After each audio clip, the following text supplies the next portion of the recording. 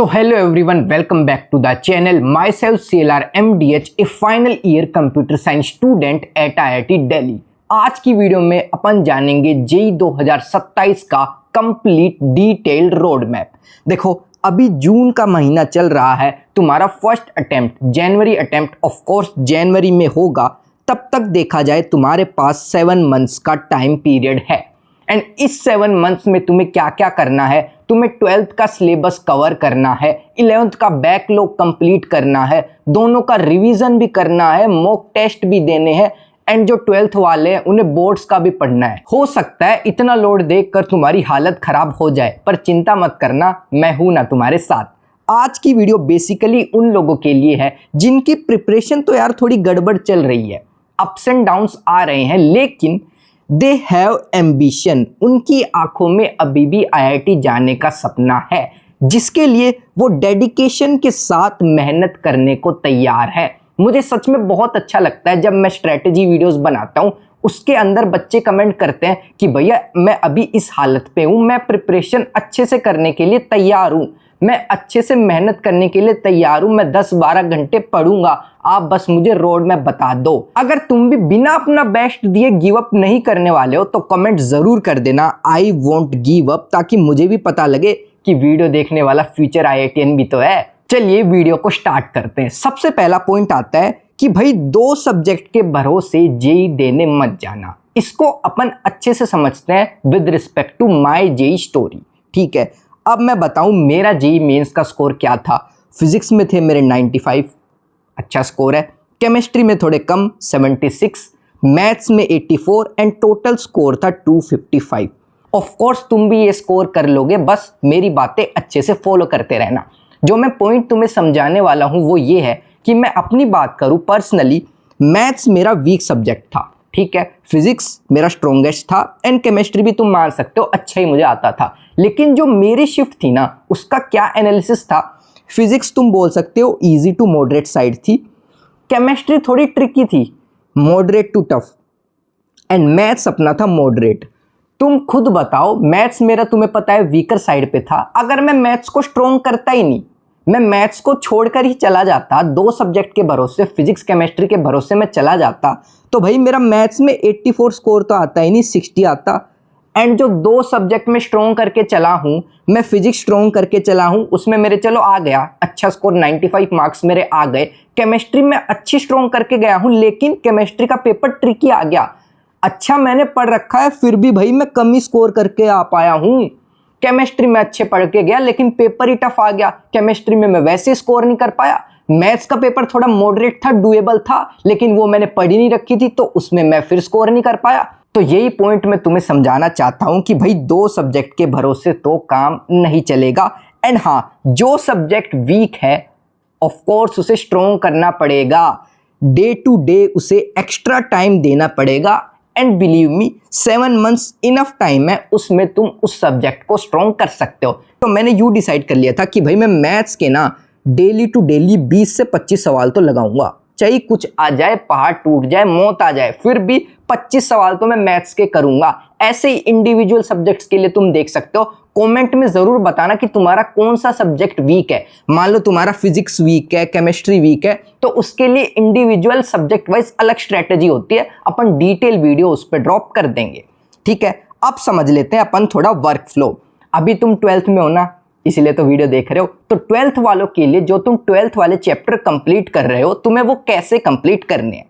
सबसे पहले तुमने क्लास नोट्स करे अच्छे से, अच्छी बात है। उसके बाद तुमने HW क्वेश्चंस करे, देन तुम्हें DPP लगाई ताकि तुम्हारे कॉन्सेप्ट जो तुमने क्लास में सीखे हैं उनका एप्लीकेशन हो। उसके बाद you will move on to module, books या फिर PYQs, जो भी तुम कर रहे हो मटेरियल अपने अकॉर्डिंग करते रहो।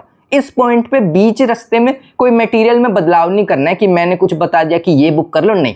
जो मटेरियल तुम अब तक फॉलो करते आ रहे हो, ऑफ कोर्स वही मटेरियल फॉलो करते रहो।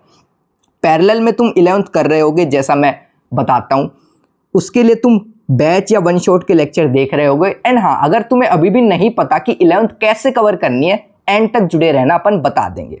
उसके बाद तुमने HW क्वेश्चंस किए जो भी तुम्हें लेक्चर में मिले। उसके बाद तुमने मॉड्यूल की 11 and 1 एक्सरसाइज कर ली, then you move on to PYQs। 12th हो या 11th हो, दोनों में ही PYQs की बहुत ज्यादा इंपॉर्टेंस है। तो यार जैसा मैंने बताया तुम्हें PYQs तो डेफिनेटली करनी ही है। उसके लिए तुम दिशा पब्लिकेशंस की ये लेटेस्ट PYQ वाली बुक लगा सकते हो। इस बुक में तुम्हें 2002 से लेकर 2026 तक के 25 साल के papers chapter wise and topic wise divided मिल जाएंगे। बुक की स्टार्टिंग में जेईई मेंस 2026 का एनालिसिस भी गिवन है। अच्छी बात है, यहां से अपना चैप्टर स्टार्ट होता है। सेट्स वाला चैप्टर है। सबसे पहले ट्रेंड एनालिसिस गिवन हो गया कि यार 2026, 25, 22 तक का क्या अपना ट्रेंड है। फिर देख सकते हो टॉपिक वाइज क्वेश्चंस डिवाइड है एंड उसमें भी एमसीक्यू एंड न्यूमेरिकल दोनों गिवन है। ये एनसीईआरटी पेज लोकेटर भी गिवन है कि यार ये कॉन्सेप्ट एनसीईआरटी के कौन से पेज में गिवन हुआ है, ताकि तुम वहां से ही रिवाइज कर पाओ। आई थिंक ये फीचर तो डेफिनेटली काफी अच्छा है।